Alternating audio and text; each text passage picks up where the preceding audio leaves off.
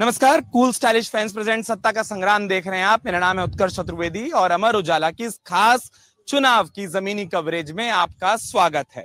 हम पहुंचे हुए हैं आगरा में। सुबह से आपने तस्वीरें देख ली, सुबह से आपने आगरा की चाय पर चर्चा भी देखी, युवाओं से चर्चा भी देखी, लेकिन अब शाम का वक्त है और वक्त है उस राजनीतिक चर्चा का जहां पर सियासी मुद्दे खूब उछलते हैं, खूब उनकी बात होती है, खूब उनका जिक्र होता है और जिक्र होता है उनके साथ जो कि जनता से सीधा वास्ता रखते हैं, सीधा राब्ता रखते हैं, सीधा संवाद करते हैं। यानी जनता के बीच में पहुंचे हुए इस लोकसभा क्षेत्र के वो तमाम जनप्रतिनिधि जो अपनी अपनी पार्टियों के जरिए जनता के बीच में अपने अपने मुद्दों को इस चुनाव के दौर में बखूबी रख रहे हैं, अपने अपने तर्कों को गढ़ रहे हैं और कुछ जहां पहला पहुंच गया वहां दूसरा पहुंचकर अपने अपने हिस्से के जवाब भी दे रहा है, वितर्क भी दे रहा है। विरोधी अक्सर मजाक में कहते हैं कि सामने वाला कुतर्क भी दे रहा है, लेकिन कितने तर्क हैं, कितने मुद्दे हैं और मुद्दों से उतर किधर बातें हैं। ये देश का चुनाव है, लेकिन आगरा की जमीन के मुद्दों पर कितनी बात हो रही है या नहीं हो रही है? क्या सारी बातें देश के ही मुद्दों पर ले जा रही है? क्या ये छवि का चुनाव है या फिर चेहरों का चुनाव है, या ये दलों का चुनाव है, या जनता के पास कोई और अनूठा मुद्दा है जिसके बारे में इनसे खूब बात होती है?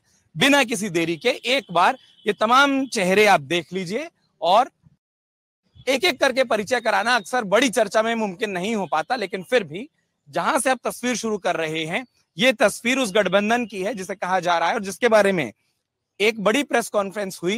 ये कहा गया, ये दिखाने की कोशिश हुई कि वो एका जमीन पर मौजूद है। समाजवादी पार्टी और कांग्रेस गठबंधन के तमाम नेता, तमाम जनप्रतिनिधि जो कि आगरा की जनता के बीच में मौजूद होते हैं, वो हमारे साथ हैं। तो वहीं दूसरी ओर जब आप तस्वीरों को देखते हैं तो भारतीय जनता पार्टी का प्रतिनिधित्व करने वाले इस लोकसभा क्षेत्र के तमाम पदाधिकारी भी हमारे साथ इस चर्चा में शामिल हो रहे हैं।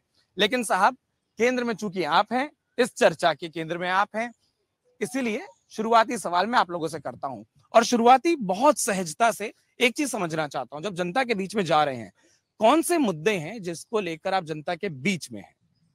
देखिए, समाजवादी पार्टी हमेशा विकास के मुद्दे पर, भाईचारे के मुद्दे पर, रोजगार के मुद्दे पर, युवाओं को और किसानों को किस तरह से आगे बढ़ाया जाए, इस मुद्दे पर चुनाव लड़ती रही है और वही हमारा मुद्दा इम्पोर्टेंट है। और बाकी मुद्दे की बात करें या विपक्ष की बात करें तो भारतीय जनता पार्टी सिवाय झूठ के अलावा आगरा में कोई उस पर कोई मुद्दा नहीं है। इन्होंने कहा एयरपोर्ट बनवाएंगे, आज तक नहीं बना। कहने दीजिए ना, उसके बाद जवाब ले लूंगा। कहे बिना बता देते हैं वो क्या कहने वाले हैं। इन्होंने कहा हाई कोर्ट की बेंच बनवाएंगे, वो भी नहीं आई। और बहुत सारा विकास है, आगरा में 1% भी विकास नहीं हुआ। यहाँ आगरा में बड़े पैमाने पर बेरोजगारी है और विकास से आगरा, जब से समाजवादी पार्टी की सरकार उत्तर प्रदेश में गई है, विकास से आगरा बहुत कोसों दूर है। विकास से आगरा कोसों दूर है, यही बात है या फेहरिस्त में और भी कुछ है जो जनता के बीच रखा जा रहा है? हम जो इलेक्शन में जा रहे हैं, जो जनता के बीच में जा रहे हैं 2024 के में, मेन मुद्दा हमारे शहर का बेरोजगारी का, बढ़ती महंगाई का और विकास का है।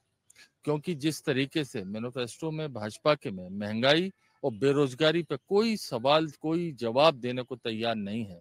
जनता के बीच में जाके हम यही बात रखने का, और जनता से जो फीडबैक मिल रहा है, नौजवान हमारा डिग्री लेकर रोडों पर डोल रहा है। आगरा में टूरिस्ट ट्रेड एक ऐसी चीज है जिससे पूरा आगरा चलता है, उसकी और कभी इस सरकार ने, चाहे वो यूपी की सरकार हो चाहे केंद्र की सरकार हो, टूरिस्ट ट्रेड पे कोई ध्यान नहीं दिया है। आए दिन ताजमहल पे पूरी दुनिया में मैसेज जाता है, कभी कुत्ते काट लेते हैं, कभी बंदर काट लेते हैं। इतनी छोटी छोटी प्रॉब्लम्स को ये लोग दूर नहीं कर पा रहे, उससे हमारे कितना क्षेत्र में कितनी खराबी जाती है पूरी दुनिया में। तो आप इससे अंदाजा ला सकते हैं, जिससे इतनी विदेशी करेंसी हमारे कोष में आती है हमारे देश के, उसको सजोजना इन लोगों के बस में नहीं हो पा रहा है। ठीक है, मैं एक एक करके आऊंगा। और दूसरा, आप में से कोई भी अपने किसी भी वैचारिक प्रतिद्वंदी की बात पर कोई जवाब देना चाहे तो मुझे इशारा कर दिया करें, या कहीं कोई बात में जोड़ना चाहें तो भी इशारा कर दें, आवाज दे दें। और संख्या ज्यादा हो जाए तो जगह बहुत है, पीछे आराम से होते जाएं। लेकिन चूंकि आपने इशारा किया, मैं तो सोच रहा था कांग्रेस से भी पक्ष ले लूं। वो कहे कोई विकास नहीं होता और आगरा की छवि बड़ी आप लोग खराब कर रहे हैं। देखिए, ये लोकतंत्र का चुनाव है, पूरे देश का चुनाव है। पहली बात, मैं यदि उन्होंने बात शुरू की है तो उत्तर प्रदेश की पावन भूमि से बात करना चाहूंगा। 2017 से पहले समाजवादी पार्टी की उत्तर प्रदेश के अंदर सरकार थी। हम सबने देखा इस जगह पर उत्तर प्रदेश के अंदर किस तरह का भय शासन था। भय युक्त शासन था, महिलाएं घर से निकल नहीं पाती थी, माफिया खुलेआम कर्फ्यू के अंदर AK-47 राइफलें लेकर खुली जीप में घूमा करते थे। ये शासन हम सब लोगों ने 2017 से पहले समाजवादी पार्टी की गुंडई सरकार का देखा है। ये लोग आतंकवादियों को पैदा करने वाला और माफियाओं को पैदा करने वाली सरकारें हैं। 2017 के बाद भय मुक्त सरकार उत्तर प्रदेश के अंदर योगी जी की बनी और योगी जी के नेतृत्व में जो गुंडे थे, माफिया थे, आज या तो ऊपर सिधार गए या जेलों के अंदर बंद हो गए। आज महिलाएं हमारी ये लोग केवल और केवल हल्ला मचाकर बोलकर इन्होंने क्या किया, इन्होंने पत्रकारों के ऊपर हल्ला बोला। जो पत्रकार निष्पक्ष बात करने वाले लोग हैं उनके ऊपर इनकी पार्टी के नेताओं ने बाल बोला। आज निश्चित तौर पर उत्तर प्रदेश की पावन भूमि पर जिस तरह से भय मुक्त शासन, भय मुक्त, भ्रष्टाचार मुक्त सरकार हमारी चल रही है, उसी के आधार पर निश्चित तौर पर आपके चैनल के माध्यम से कहना चाहूंगा कि हम 80 में से 80 सीटें उत्तर प्रदेश के अंदर जीतने वाले हैं और पूरे लोकतंत्र के अंदर, लोकसभा के अंदर 400 पार हम करने वाले हैं। 400 पार की बात बार बार आती है एक एक करके, ठीक है। आप लोगों ने उत्तर प्रदेश की कानून व्यवस्था, उत्तर प्रदेश की कानून व्यवस्था का आलम इस कदर है कि भाजपा का नारा बेटी बचाओ नारा नहीं, चेतावनी थी कि भाजपा के लोग सरकार में आएंगे तो इनसे बेटियां बचाने की जरूरत है। कानपुर में किस तरीके से बेटी के रेप हुआ और उसका पिता आत्महत्या करने मजबूर है। वाराणसी में किस तरीके से भाजपा के कार्यकर्ताओं ने उस बेटी के साथ छेड़खानी करी, 1.5 महीने तक भाजपा के कार्यकर्ताओं को पकड़ा नहीं जाता है।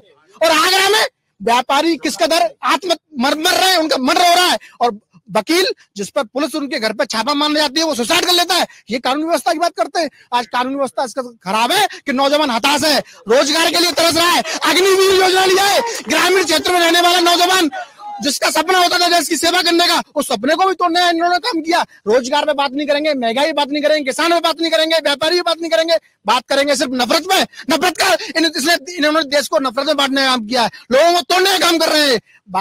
भाजपा के खिलाफ इंडिया गठबंधन और समाजवादी पार्टी के लोग इस देश को जोड़ने का काम कर रहे हैं।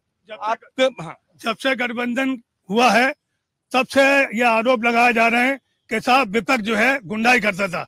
मैं पूछना चाहता हूं कि इससे पहले गुंडाई जो करते थे वो सत्ता में है या बाहर है? आज आप ये देखिएगा कि इन लोगों का जो नारा है ये बिल्कुल असत्य है। आज भी गुंडाई चरम सीमा पर है, आज भी जो है लूटमार हो रही है, आज भी बलात्कार हो रहे हैं। प्रधानमंत्री बैठे रहे तो नारी शक्ति से तो यहाँ पे ये लोग जवाब दे दें।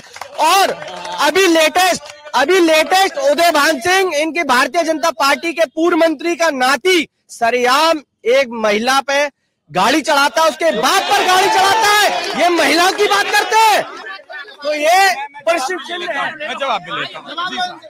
जी अपराधी साहब हमारी पार्टी का। देखिए, अभी कांग्रेस पार्टी के प्रवक्ता बड़े गर्व से कह रहे थे कि हमारा गठबंधन हुआ है। मैं कहता हूं ये गठबंधन है। एक पार्टी जिसने 60 साल इस देश के ऊपर राज किया हो, एक पार्टी जिसने 60 साल इस देश पर राज किया हो, उस पार्टी ने छोटी छोटी रीजनल पार्टियों को अपने आप को गिरवी रखने का काम किया है। रही बात आम आदमी पार्टी की, मैं इनको बताना चाहूंगा, कल आम आदमी पार्टी जो इनके गठबंधन में शामिल है, उस आम आदमी पार्टी के एक मंत्री ने, जिसमें 7 विभाग का वो मंत्री था, उस आम आदमी पार्टी के, उसने कहा है कि केजरीवाल महाभ्रष्ट आदमी है। उसने अपने पद से त्यागपत्र दिया है, मंत्री पद से त्यागपत्र दिया है, यहाँ तक कि विधायकी से भी त्यागपत्र दिया है। एक मिनट, मैं ये बोल रहा हूँ वो एक मुद्दा है और इस मुद्दे पर क्यों नहीं बात हो जाती कि महिला सुरक्षा पर क्या बदला? बात करेंगे महिला सुरक्षा पर। आप 2017 से पहले जब समाजवादी पार्टी की उत्तर प्रदेश के अंदर सरकार थी। अगर आप ये वीडियो YouTube पर देख रहे हैं तो हमारे चैनल को सब्सक्राइब करें और बेल आइकन को दबाना ना भूलें। अगर आप Facebook पर ये वीडियो देख रहे हैं तो हमारे पेज को लाइक करें।